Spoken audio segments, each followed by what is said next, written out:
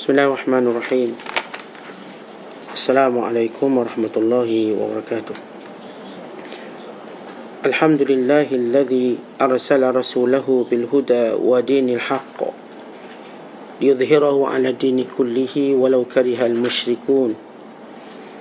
Ashhadu an la ilaha illallah wahdahu la syarika lah wa ashhadu anna Muhammadan abduhu wa rasuluh. Allahumma salli wa sallim wa barik ala sayyidina Muhammad wa ala alihi wa sahbihi ajma'in wa ba'du. Wa qala al-musannifu rahimahullahu ta'ala wa nafa'ana Allahu bihi wa bi'ulumihi fid darain amin. Telah berkata Imamul Allamah Syekh Abdul Qadir Al-Jilani, semoga Allah Ta'ala merahmatinya dan kita mendapat manfaat serta barakah ilmunya.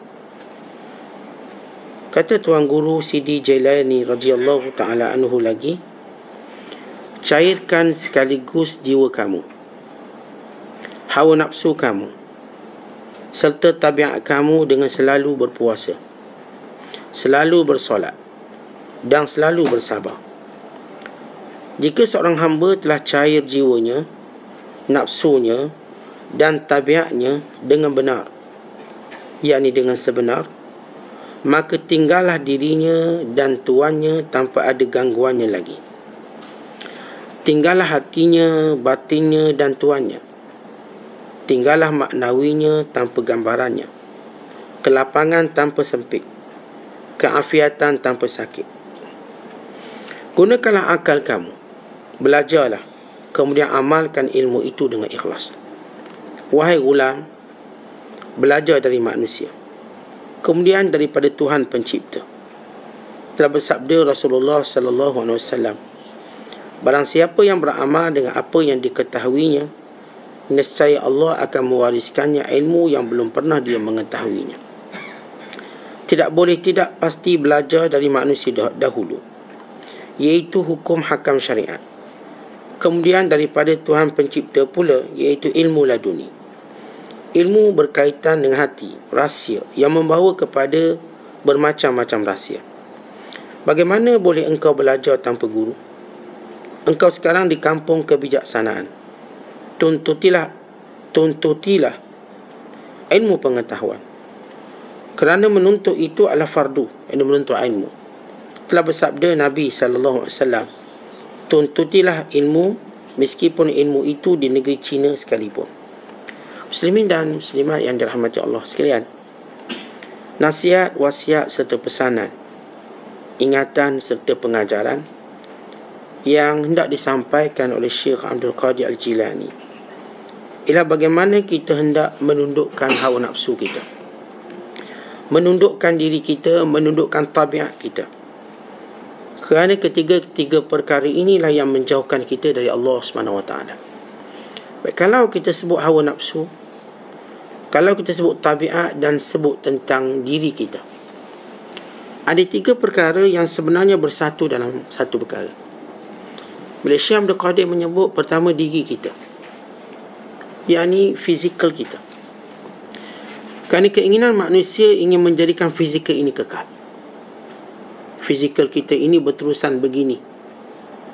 Sebab itu kita cenderung untuk menjadikan fizikal ini dipelihara sebagaimana sedia kala.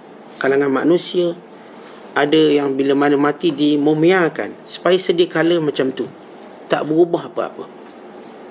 Ada sebagian manusia bila ada sedikit tergoris, tercala, dia akan cuba baiki, biar dia punya body solid macam asalnya. Begitu kecenderungan manusia. Walhal kita mengetahui tubuh ini akan binasa. Tubuh ini sampai masanya akan bercerai tulang belulangnya, akan tertanggal mata, akan tertanggal kulit kita, akan dimakan tanah semuanya. Kita mengetahui, kerana Allah akan memberikan tubuh yang lebih baik, fizikal yang lebih sempurna, fizikal yang sesuai untuk mendapat ganjaran di sisi Allah Ta'ala. Kalau dalam perut mak kita, kita ada fizikal yang sesuai untuk kita layak duduk dalam perut, maka fizikal ni mungkin paling berat pun 3 kilo, 4 kilo. Mungkin paling berat. Average rata-rata 2.5, 2.9. Kadang-kadang sekilo lebih je. Fizikal kita sekarang yang mungkin berat sampai 50-60 kilo tidak sesuai berat dalam perut ibu. Tidak akan sesuai. Dan tak ada pun bayi bila lahir berapa berat 80 kilo. Tidak ada. Kenapa? Itulah fizikal sesuai dalam alam jani. Maka dia keluar dengan sifat yang lembut. Maka dia membesar. Demikian juga fizikal nanti yang bila mana dikandung oleh kubur. Fizikal yang sesuai. Yang Allah dah tetapkan. Maka berlaku penghancuran jasad dan sebagainya sebagai salah satu daripada sunnah ilahiyah, peraturan Allah untuk digantikan dengan lebih baik. Dan kita bila berada di dunia, fizikal ini atau kita panggil diri kita menjadi ujian. Sebab itu kita cuba protect diri kita dengan pelbagai cara.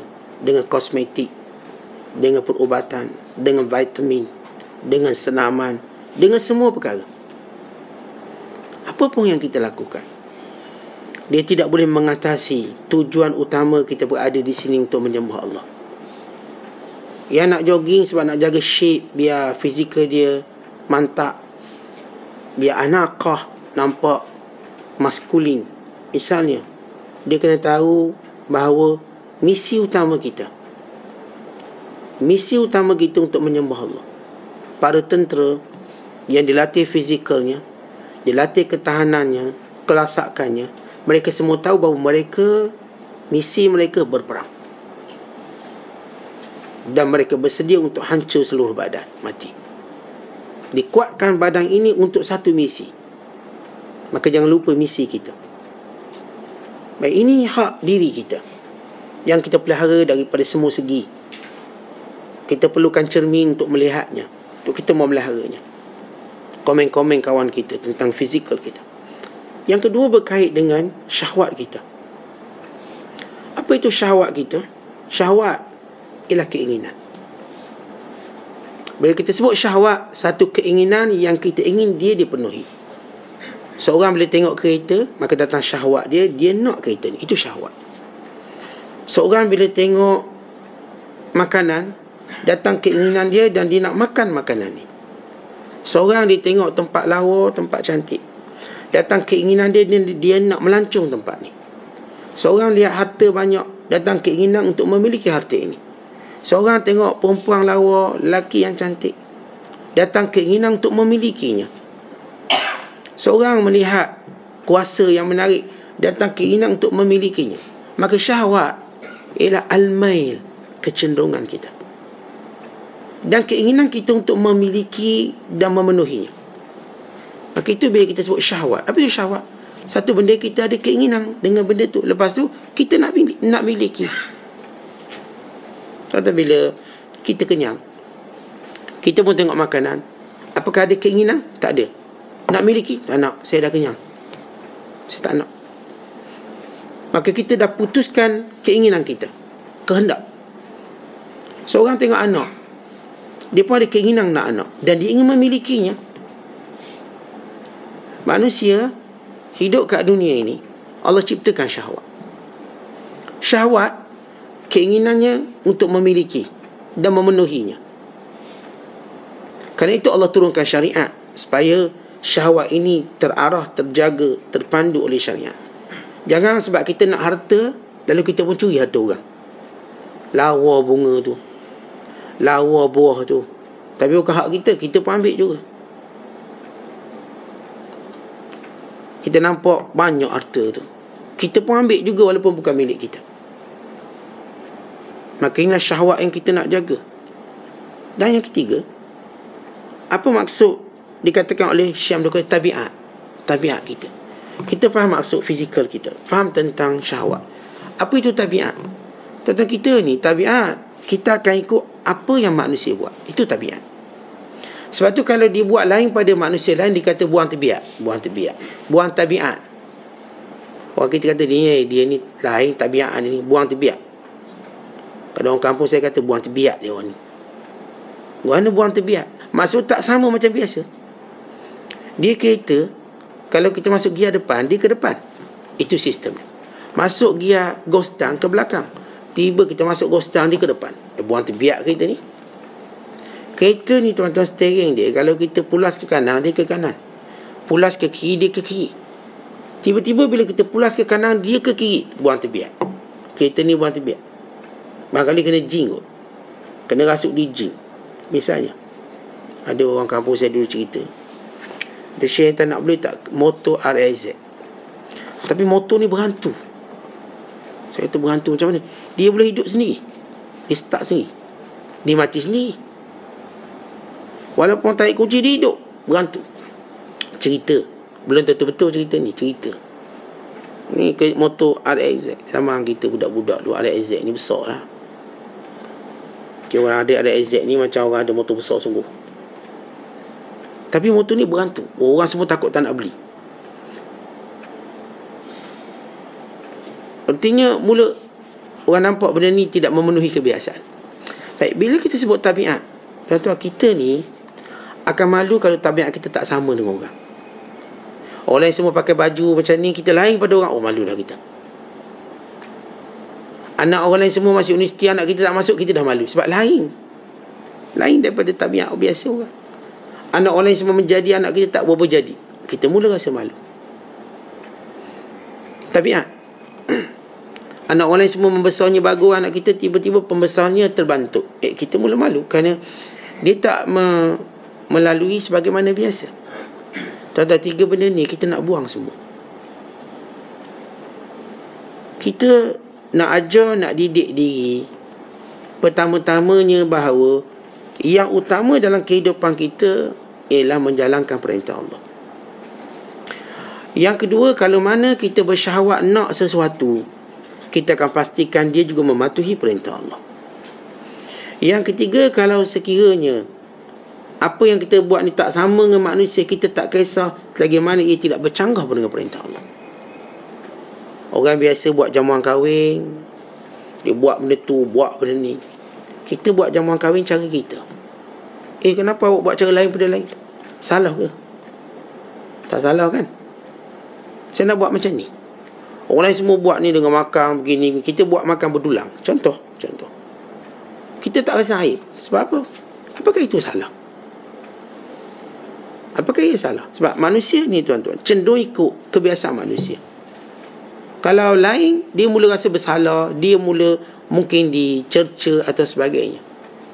Tapi bagi saya, kalau selagi mana benda itu tidak bertentangan, maka apa salah? Pengantin dia biasa pakai baju Melayu. Pengantin dia pakai baju Melayu, pakai samping. Saya nak pakai jubah, misalnya. Dan memang saya kahwin mesti pakai jubah. Pakai jubah, saya pakai serban. Orang lain pakai tanjak lah apa. Baik, itu kebiasaan dia. Dan saya nak buat macam ni. Saya kahwin, saya pakai jubah. Saya kahwin, saya tak nak bersanding. Dan saya kahwin, saya akad nikah dah. Orang tak buat macam ni, biarlah orang, saya buat macam ni. Saya tak rasa aib apa. Kalau tak sama dengan macam manusia buat. Walau orang kata, kenapa? Okey, saya okey. Mak saya okey. Isi saya okey. Kahwin pakai jubah, angkat nikah.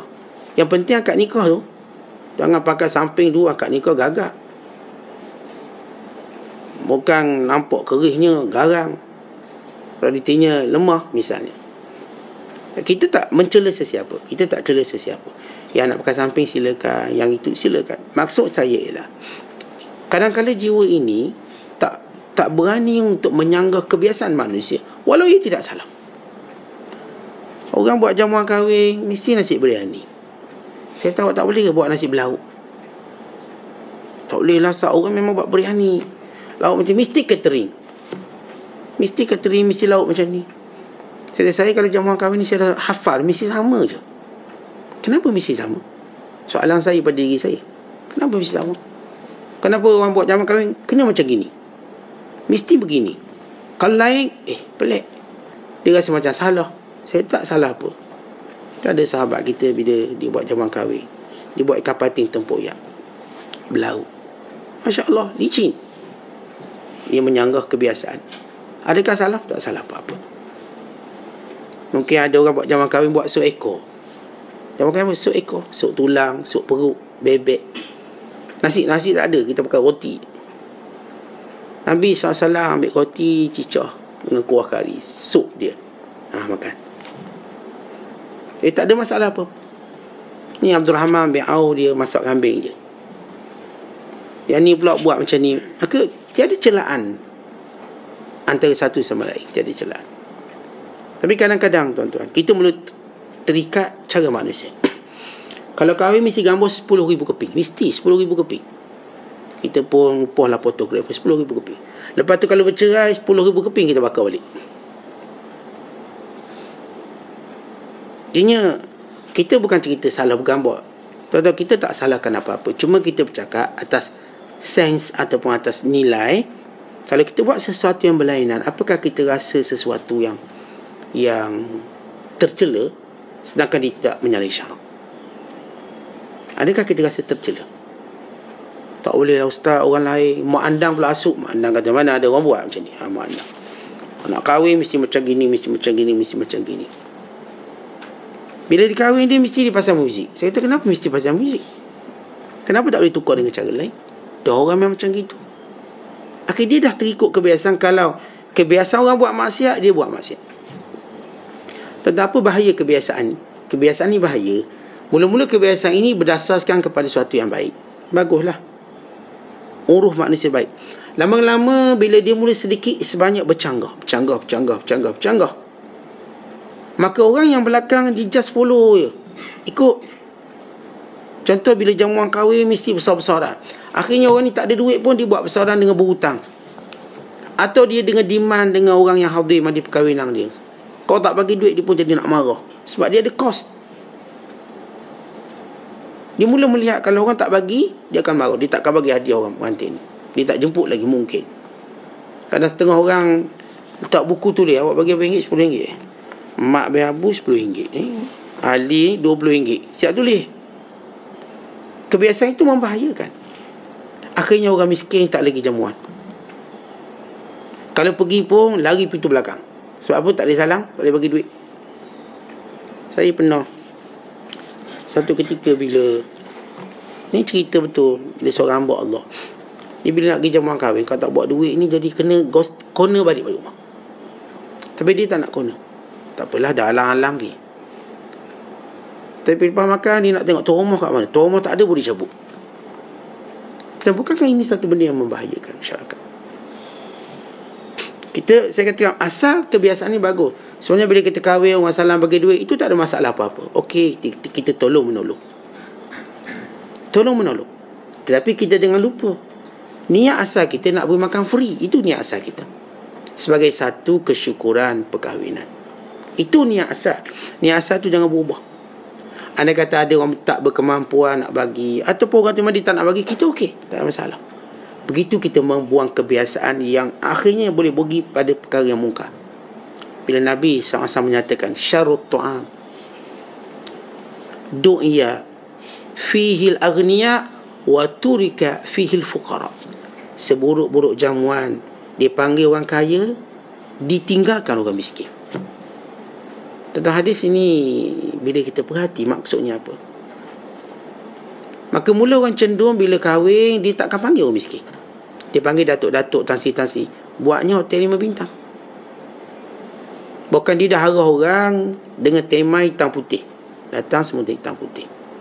Dia dah ada meja dia. Dia tulis nama sekian. Tuan-tuan, mana-mana majlis perkahwinan dibuat kebanggaan tidak sunat hadir. Bukan makruh hadir. Mana-mana jamuan yang tak jemput pakai miskin, dia tak jemput, maka tidak sunat hadir. Kenapa? Ia seburuk-buruk jamuan. Kerana itu, ada kebiasaan manusia memang kita nak ikut sebab dia baik. Okeylah. Tapi hati-hati juga dengan kebiasaan sebagaimana kata Syekh Abdul Qadir. Kebiasaan yang jadi tabiat ini kadang-kadang dia mula cenderung ataupun dia mula keluar daripada batasan syarak. Mula keluar. Mari kahwin dia mula keluar. Tengok orang mula buat sesuatu, dia unbox husband lah, unbox wife lah. Mula jadi trend slow. Orang mula ikut. Kalau ulama tidak tegar dan cegah, maka kemungkaran ini terus berleluasa. Tidak salah ikut tabiat, selagi mana tabiat tak bercanggah. Tetapi kebiasaan, apa yang menjadi adat atau kita sebut tabiat, lama kelamaan dia akan bercanggah. cepat atau lambat dia akan bercanggah. Dia akan bercanggah dengan syariat. Sebab itu kita cuba buang benda tu. Biarlah orang biasa macam tu, kita lain sikit. Untuk kita menjadikan benda ni pun boleh. Tuan-tuan, bila kita lihat secara syariat, korban tu sunat. Semua orang tahu korban sunat. Dek biasa orang korban setiap tahun, sebahagian mereka mula menganggap macam wajib buat. Hukumnya sunat. Lalu Abu Bakar As-Siddiq tidak melakukan korban untuk beberapa tahun. Umar Al-Khattab tidak melakukan korban untuk beberapa tahun. Kenapa? Dibimbangi orang dah anggap benda tu wajib, sehingga orang miskin mula bersusah payah untuk mendapatkannya. Buat. Sampai ada berhutang nak buat korban. Walau dia tak mampu, tak payah buat. Maka ditinggalkan. Abu Bakar tidak berkorban selama 2 tahun. Demikian juga Umar Al-Khattab. Kenapa bimbang manusia melihat hukum mula berubah? Dek kerana tabiat ni. Tabiat biasa. Tentang benda sunat, dikekal sunat. Ada seorang ulama, bila dia masuk masjid, dia tak buat tahiyatul masjid. Orang tanya, kenapa tak buat? Untuk aku beritahu kamu, ia tidak wajib. Ia memang sunat. Kita tak nafi hukum asal sunat. Tapi macam saya katakan, bila kebiasaan dipahami, akhirnya orang faham dia tu wajib. Maka mereka jadi rasa berdosa, jadi beban. Saya tak nak masuk masjid sebab saya kena solat tahiyatul masjid. Jadi banyak pula solat saya. Maka kita tak nak. Kita buang benda-benda, even dalam perkara yang syariat tadi yang boleh mengubah hukum. Imam Malik kata apa? Rahmatullahi alaih. Kita tuan-tuan setiap hari Jumaat memang sunat baca surah Sajdah dan surah Al-Insan rakaat kedua. Disunatkan. Tapi bila dah biasa sangat, sebagian anggap itu wajib. Sehingga kalau tu imam yang baca sajdah tu tahdir, masing-masing semua tak nak jadi imam. Kenapa? Saya tak ingat sajdah. Habis kita pun semayang seorang-seorang. Akhirnya orang pakat solat seorang-seorang, hanya kerana imam tu tak hadir yang biasa baca sajdah dan surah Al-Insan. Lihat kerosakan tu. Lihat kerosakan. Orang tolak, awak lah imam. Saya tak apa alif lam mim sajdah. Saya tak apa ni. Habis macam mana? Kita solat seorang-seorang je lah. Kita solat seorang-seorang. Ya, aneh. Kadang-kadang kita rasa, ada ke berlaku? Ya, benar ada berlaku. Tak ada juga yang pelik pada tu. Misalnya, orang ni tuan-tuan, dia dah biasa solat subuh, memang tak ada sujud sajdah. Datang seorang hamba Allah, Walid, luar negara ni. Dia pun dia tak cakap dengan orang kampung. Dia terus sujud sajdah. Kelang kabut orang kampung, solat apa ni? Tanya. Akhirnya orang kampung cakap apa? Kesian ni mengaji tinggi-tinggi sesat. Sebab orang tu pula tak biasa sujud sajdah. Maka perlu diberitahu dulu, diberitahu dia ajar. Maka itu contoh saya kata kebiasaan. Jadi kita, perkara yang berkait dengan fizikal, kehendak fizikal kita, nafsu kita, dan juga tabiat, semua ni kita mesti cuba mengawal dia. Arti saya nak letak dalam satu tempat, saya boleh umpama letak dalam satu kandang. Saya nak letak nafsu saya dalam satu kandang, saya nak letak diri saya dalam satu kandang, saya nak letak tabiat, kebiasaan masih satu kandang. Saya pun nak tarbiyah dia. Saya nak tarbiyah dia biar dia benar-benar mengikut syarak. Lalu kata Syekh Abdul Qadir, tarbiyah dia dengan solat, dengan puasa, dengan sabar. 3 perkara. Tuan-tuan, macam mana kita nak tarbiyah? Baik, kita pergi kepada yang paling besar sekali kat situ, nafsu. Nafsu ni paling besar sekali, sehingga dia boleh jadi Tuhan. Maksudnya, sehingga manusia boleh ikut dia macam ikut Tuhan. Allah berfirman, afara'aita man ittakhadha ilahahu hawa. Tidakkah kamu lihat orang yang menjadikan hawa nafsunya sebagai Tuhan? Dia kalau nak apa-apa, dia nak. Dia tak peduli dah. Tak ada orang yang nafsu kuat. Orang yang nafsu mengatasi akal, maka dia akan binasa. Kata seorang ulama, Ibnu Duraik, afatul aqlil hawa. Faman ala hawahu aqluhu faqad naja. Perosak kepada akal itu hawa nafsu. Siapa yang akalnya atas pada nafsunya, maka dia selamat. Umar bin Abdul Aziz berkata, afdalul jihad, jihadul hawa. Sebaik-baik jihad, jihad lawan hawa nafsu. Dalam Al-Quran Allah berfirman, Wallahu yuridu an yatuba alaikum wa yuridu alladhina yattabi'una ash-shahawati an tamilu mailan 'azima. Allah sentiasa nak ampunkan kamu. Tapi orang-orang yang mengikut hawa nafsu nak sesatkan kamu. Saudara sekalian, yang besar dalam diri kita namanya hawa nafsu. Kita sebut 3 tadi, diri, hawa nafsu dan juga tabiat. Sebenar-benarnya kita nak lawan betul-betul ialah hawa nafsu kita. Orang yang berjaya melawan hawa nafsu, maka dia yang terawal masuk syurga. Bukan dia memiliki syurga.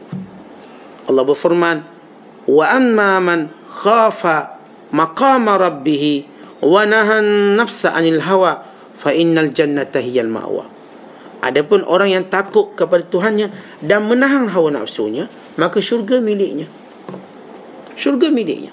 Dalam hadis Nabi kata, uridu alayya awwalu thalathatin yadkhuluna al-jannata. Aku ditunjukkan 3 golongan pertama yang masuk syurga. Allah Ta'ala tunjuk aku, walaupun belum kiamat, belum hisab, Allah tunjuk kepada aku 3 golongan yang pertama masuk syurga. Yang pertama, syahidun, orang syahid, orang mati syahid. Yang kedua, afifun, orang yang menjaga marwah. Yang ketiga, muta'affifun, orang yang berusaha menjaga marwahnya. Baik. Di sana ada perkataan afif. Afif ni orang memang baik dah. Orang sudah terkawal, terjaga dengan mudah, bentuk dirinya dengan tarbiyah yang baik, maka dia dah ikut lunas-lunas syariat, batas hukum, maka dia sebut afif. Satu lagi dipanggil muta'affif, orang yang melawan hawa nafsu dia. Lawan hawa nafsunya untuk tidak menyalahi perintah Allah, untuk tidak memenuhi kehendak yang bertentangan dengan perintah Allah Ta'ala. Ini 3 golongan pertama masuk syurga. Yang syahid, orang yang afif, yakni orang yang mulia, yang baik. Muta'affif, orang yang melawan hawa nafsu. Kalau kita lawan hawa nafsu, ini golongan pertama masuk syurga. Saya nak duit, saya nak banyak duit, tapi kalau itu cara yang haram, saya tak nak. Cara ambil hak orang, cara rasuah, cara riba, saya tak nak. Saya nak bisnes, tapi kalau bisnes benda syubhat, benda tipu orang, saya tak nak. Ada seorang hamba Allah, dia kata, saya tak nak jual, ada satu menu dia tak nak jual. Dia kata, saya rasa macam saya tipu kan. Lepas tu kalau orang biasa makan daging steak ni, dia panggil tomahawk. Orang makan steak dia tu lah tomahawk. Dia kata, saya takkan jual tomahawk sebab saya rasa saya tipu kan. Kenapa? Tulang tu tak boleh makan, dia kata. Tulang tu berat tu. Tomahawk kan dia dekat rusuk tadi ada tulang panjang, dia pun potong. Kita nampak lawa lah. Tapi tulang tu ditimbang sekali untuk kita beli, tapi tulang tu kita tak boleh makan. Maka saya rasa saya tipu kan, maka saya tak nak jual. Kita lihat bagaimana dia menjaga kemuliaan dia dalam niaga. Imam Muhammad bin Sirin, satu hari minyak zaitun dijual ni, tikus masuk dalam, berenang-renang, kok lentang lagi, mandi. Ikut kaedah Islam, kalau benda najis jatuh dalam benda cair, kena buang semua. Kalau benda najis jatuh dalam benda beku, ingkana jamidan, kita buang sekeliling dia je. Andai kata tikus tu jatuh dalam keju, jangan buang tikus dan sekeliling tu, okey. Tapi kalau jatuh dalam benda cair, ma'ian, minyak, mau jatuh, dia sekali selamat, sekali terjunan, naik balik, semua najis. Muhammad bin Sirin kata, dah najis ni. Lalu dia pun nak buang minyak. Partner dia kata, jangan, orang tak tahu. Partner dia, orang tak tahu. Dia kata, aku tak akan menipu orang. Janganlah orang tak tahu, tapi aku tak nak menipu orang. Maka dia perintahkan cuak. Itu sebab dia rugi besar. Kan dia tak nak tipu orang, biar rugi. Tentang rugi kita kat dunia je. Orang yang ikut hawa nafsu ni, kadang-kadang bila dia berniaga, jual lauk dah basi pun dia jual dia ikut orang. 3 hari sakit perut orang, dia nak jawab macam mana akhirat kelak. Ini semua hawa nafsu. Tentang kita berniaga ni, ingat, jangan fikir untung sampai tipu orang, niat nak tipu orang. Saya tak katalah sebahagian kita mungkin yang jahil ni, Dia jual juga lauk pauk yang dah masak, yang dah basi. Sebab dia kata takkan orang hantar balik, takkan hantar balik. Bendanya bazar Ramadan, bendanya pasar malam, ramai datang. Nah, kita boleh dengan mudah kata, tak ada, saya tak jual, awak silap beli kot, bukan kedai saya kot. Ya benar, kita boleh lepas dekat dunia, tapi bukan akhirat. Keuntungan orang yang nak fikir nak untung tadi sanggup menipu macam tu. Tuan-tuan, bila kita berjaya kekang hawa nafsu, kita orang yang awam masuk syurga. Hawa nafsu kita biar ikut syariat. Ada orang pula jatuh cinta ke bini orang. Jangan, haram. Jatuh cinta bini orang, akunya berdosa. Tak kira lah, saya kalau dah cinta, saya tetap tunggu dia sampai dia jadi janda. Saya kata, kita nak jadi mala'un kenapa? Orang yang dilaknat oleh Allah. Dah dia bini orang, bukan hak kita lah tu, bukan rezeki kita. Tak kira lah, saya akan tunggu dia sampai dia jadi janda. Saya kekal mencintai sampai bila-bila.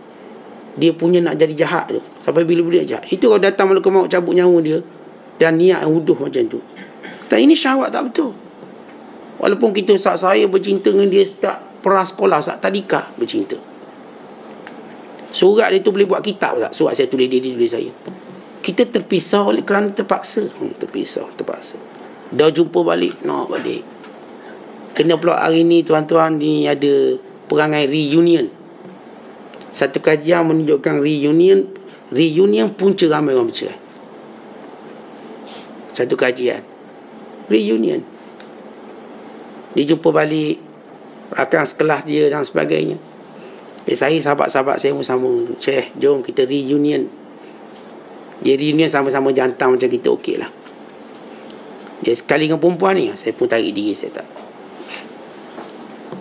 tak nak kena ada. Bukan kita bimbang diri, kita tak payah. Kita just doakan mudah-mudahan baik. Tapi mula-mula baguslah bawa suami masing-masing, yang ni bawa isteri masing-masing. Tapi benda ni kalau kita tak tangani dengan betul, bahaya. Nak buat reunion ni bagus tuan-tuan, panggil seorang ustaz ceramah sikit, supaya pertemuan itu tidak menumbuhkan bibit-bibit cinta yang terhalang, yang terlarang, yang terlaknat. Oh, datang balik cinta bekas makwa kita dulu, tapi dah bini orang, kawan pula baru gaduh. Kita pun duk main mata lah. Dah mula dah nak runtuh rumah tangga orang. Jangan begitu. Tentang jangan bina kebahagiaan dengan keruntuhan rumah tangga orang lain, atau dengan cara yang haram. Dengan cara yang haram, jangan buat benda tu. Bila saya tangani masalah orang bercinta dengan bini orang, saya kata berdosa, haram. Ada bini orang ni dia bercinta dengan laki orang, atau dia cinta laki lain. Yang laki orang ni duduk cinta bini orang. Saya kata ramai anak dara cintalah anak dara. Yang awak buta sangat kenapa? Itu namanya setan, syahwat. Yang halal dia tak nampak, yang haram tu lah duk nampak. Awak kalau rasa nak kahwin lagi misalnya, banyak anak dara ni, janda-janda pun banyak ambil lah. Tapi dia nak bini orang juga, dia nak tunjuk power. Tuan-tuan, ini haram. Syahwat yang diharamkan oleh Allah. Pada perkara ni kita kena lawan. Baik wang haram, baik kita katakan wanita yang memang kita diharamkan berkahwin, jangan. Ataupun pangkat yang diharamkan, duk nak pangkat sangat, main bomo. Jangan, dah bukan rezeki pangkat kita. Saat saya tak kira, saya nak guna-guna saya punya tuang pengetua, biar dia lantik saya jadi PKM. Tak payahlah, bukan rezeki saya, nak macam mana. Tentang kita kerja je macam biasa. Kalau rezeki saya naik pangkat, naik, Alhamdulillah. Tak perlu biarkan hawa nafsu merajai kita, lalu ajar kita buat cara yang Allah Ta'ala murka. Tuan-tuan nak kuasa, cari cara halal. Tak payah menipulah rakyat. Cakap betul-betul, saya memang nak khidmat rakyat, sila undi saya, misalnya. Dan betul saya buat. So, kita dengar ada yang YB, Masya Allah, sampai buat loan peribadi. Bank tanya, kenapa buat loan? Saya nak tolong rakyat saya. Buat loan, saya nak bayar sikit-sikit. Kalau YB macam ni tuan-tuan, kita kata ahlan wa sahlan. Gaji dia guna 15 hingga 20% untuk dia, yang lain semua untuk rakyat. Saya emas satu emas pun saya tak pakai, cincin emas pun saya tak ada. Ni seorang YB perempuan. Itu Masya Allah. Betul. Bila niat dia betul, Allah tolong dia. Ini baru jadi YB sepenggal, gelam emas ni kat siku. Rakyat masih lagi susah, dia dah senang. Siapa yang berubah dulu? Dia bawa perubahan pada rakyat ke perubahan pada dia? Kalau awak nak jadi pemimpin, yang pertama awak kena fikir perubahan pada rakyat, bukan perubahan pada awak. Daripada rumah kecil jadi besar, perubahan pada dia dulu. Rakyat belum berubah ni. Dan ini benda-benda yang kita sebut syahwat. Syahwat kuasa, syahwat harta, syahwat nafsu. Semua benda ni biar terpimpin. Kalau seorang misal kata dia jatuh cinta nak kahwin, cara halal. Jumpa mak ayah dia, kahwin. Nafsu kita dipimpin. Tanya, Ustaz, saya jatuh cinta seorang perempuan. Macam mana cara kita pergi Minang lah. Ustaz tolong Minang pun tak apa. Ustaz tolong Minang. Jadi, saya pun pernah tolong pinang orang. Dah dia nak, kita tolong pinang. Pinangkan dia. Kita tolong kahwinkan dia. Nafsu ni nafsu yang baik, kita sokong. Dia nak pekerjaan yang baik, kita sokong. Boleh kita tolong recommend, tak apa. Kita tolong, kita kenal bos dia, awak ambil ni, dia bagus kalau kerja ni. Kita tolong recommend. Kalau benda baik, kita recommend ke bos dia. Bos, awak kena naik pangkat. Ni pekerja baik, jujur betul. Saya tahu dia baik. Awak naik pangkat dia. Tapi kita tolong. Itu syahwat yang halal. Persoalan yang kita bincangkan, Syekh Abdul Qadir bincangkan syahwat yang haram. Yang ni yang manusia duk ikut. Ikut sungguh-sungguh. Sebab itu menipu tu menjadi satu perkara lazim pada masyarakat hari ini. Sebab apa? Memenuhi syahwat. Bergaduh satu benda yang lazim bagi masyarakat. Kenapa? Ikut syahwat. Maka semua perkara haram mula menjadi sesuatu yang tak boleh lagi dielakkan. Kerana semua yang manusia ikut syahwat. Ada seorang hamba Allah kata, Ustaz, saya mula masuk kerja. Dia kerja immigration. Lepas tu cop pasport. Dalam pasport tu ada duit, dia kata. Saya kata, ni macam rasuah ni. Dia cerita kat saya, rasuah. Saya kata, ni rasuah, saya tak terima. Semua orang terima lah. Semua orang ambil. Dia macam terdiam seketika bila dia kata semua orang ambil. Ya, mungkin dulu zaman-zaman jahil. Hari ni mungkin tak berlaku. Tapi sebagai satu contoh cerita. Ya, kita bukan kata contoh yang ni. Mungkin yang lain juga sama mungkin. Sebab dia dah, yang saya sebut tadi, bila maksiat tu jadi semua orang buat tanpa rasa bersalah. Orang semua buat lah. Awak seorang dia tak buat. Akhirnya dia seperti dipinggirkan. Ada seorang hamba Allah, saya sembang dengan dia. Dia ni kerja arkitek. Buat plan tu, buat plan. Di satu jabatan besar. Tapi setiap kali nak lulus plan, maka rasuah datang. Akhirnya dia berhenti, dia tak tahan. Saya berhenti, Ustaz. Lalu dia pun buka kedai makan. Dia belajar dengan Syekh, masak-masak, buka kedai makan. Dengan izin Allah, kedai makan dia 3 pintu. So, dia tolak rasuah yang haram. Memang nak kaya, kita nak kaya. Tapi bukan cara haram. Saya nak kaya, saya nak itu, saya nak ini. Tapi bukan cara haram. Jangan izinkan syahwat tundukkan kita untuk lawan Allah. Tuan-tuan, siapa pun yang lawan Allah, dia tak akan menang. Allah Ta'ala sebut dalam Quran tentang bahaya hawa nafsu dengan firman-Nya, wala tattabi'il hawa fayudillaka an sabilillah. Jangan kamu ikut hawa nafsu, dia akan sesatkan kamu dari jalan Allah. Allah cerita ada seorang lelaki. Tetapi lelaki ni, dia dengan cara kehidupan dia boleh jadi wali paling besar dalam dunia. Cerita ni Allah sebut dalam surah Al-A'raf ayat 176. Kata Allah, walakinnahu akhlada ilal ard wattaba'a hawa famathaluhu kamasalil kalb in tahmil alaihi yalhath atau tatrukhu yalhath. Tetapi oleh kerana dia ni ingin kekal di dunia, lupa bahawa dia akan mati. Dia akan ingin kekal di dunia dan mengikut hawa nafsunya, maka dia menjadi seperti anjing, kata Allah. Nafsu ni, tuan-tuan, macam anjing. Kalau diberi, menjelai lidahnya. Kalau tak diberi pun menjelai lidahnya. Dah jadi anjing, menjelai lidah. Tahu tak kalau kita jumpa orang, dia asyik jelai lidah kat kita. Jelai.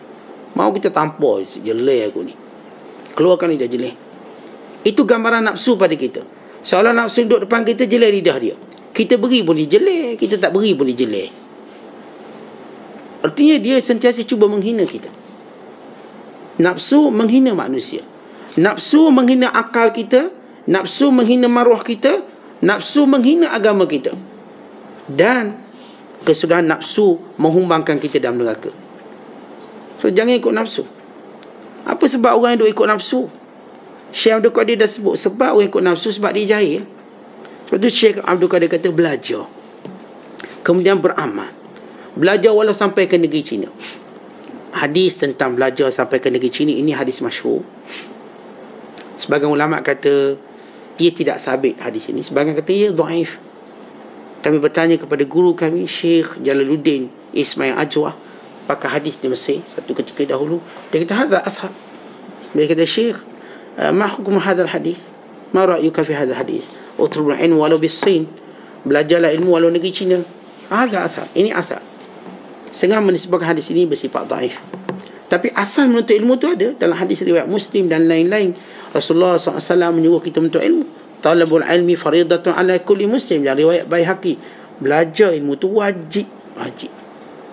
Man salaka tariqan yaltamisu fi ilman sahalallahu lahu tariqan ilal jannah. Dalam riwayat Muslim, siapa yang letak kaki dia untuk dia menuntut ilmu, Allah mudahkan jalan ke syurga.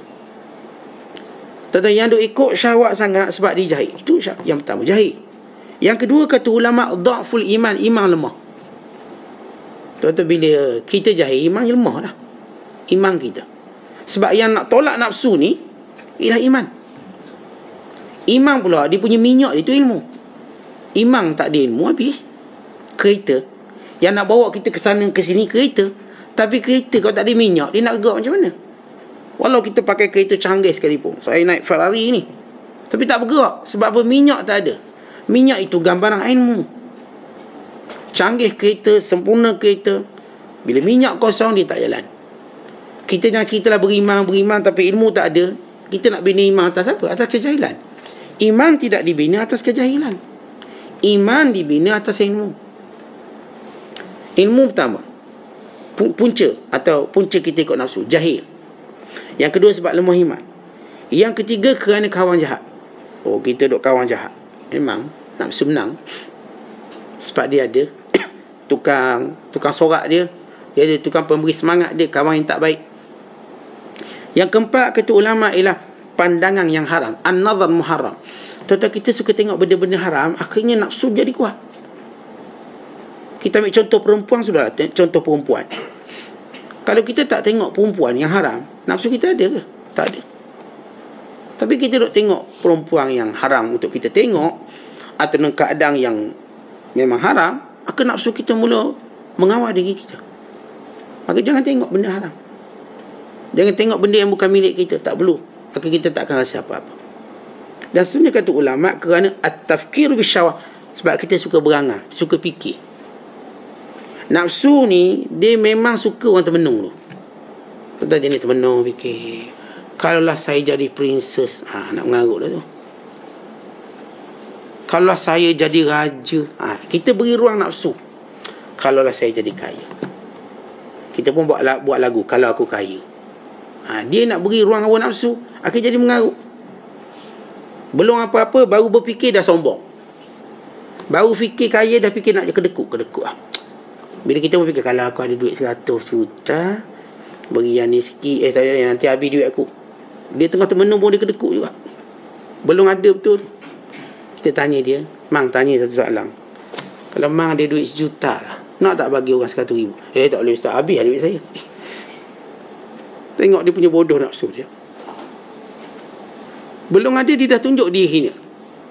Kalau orang tanya saya, Ustaz, kalau Ustaz ada 1 juta, Ustaz nak derma tak 100 ribu? Bukan 100 ribu, 1 juta saya derma. Sebab saya pun tahu, saya bukan ada pun. Paling kurang saya dah nampak mulia. Tapi belum ada dah cerita kedekut dah. Saya ni kalau ada pangkat, saya pecat ni. Allah, awak belum ada pangkat dah tunjuk jahat. Teruknya nafsu awak. Teruknya nafsu. Tuan-tuan bayangkan, tengah tuan-tuan termenung, kalau ada 2 juta, tak cukup 2, 3 lah. Kalau ada 3 macam tak cukup, nanti Al-Isnin cari pulak-pulak. Dia jadi bodoh macam itu. Jadi sebaik-baiknya, jangan berfikir benda-benda yang kosong macam ini. Tafkir dengan syahwat ini, tuan-tuan, elokkan. Dia merugikan kita. Ini sebahagian, kalau kita berjaya mengawal nafsu kita, menundukkannya, kita macam saya sebut, antara orang pertama masuk syurga. Berusaha untuk kita kawal nafsu. Keinginan untuk memiliki tak salah apa-apa, tetapi biar dia mengikut syariat. Saya katakan tadi, memang kita, tuan-tuan, cenderung nak kaya, nak kahwin, nak ada kenderaan yang baik, ladang, nak ada semua. Ini Allah sebut dalam Quran. Syahwat tu ada. Tapi bila kita jahil, lemah iman, kita akan mengambilnya dengan cara yang haram. Tapi kalau kita ada ilmu dan iman kita kuat, insya-Allah saya ambil yang halal-halal, pekerjaan yang halal, isteri yang halal, harta benda yang halal, pangkat yang halal, semua saya dapat, semuanya halal. Maka Allah pelihara saya daripada segala fitnah syahwat ini. Wallahu bisawab. Assalamualaikum.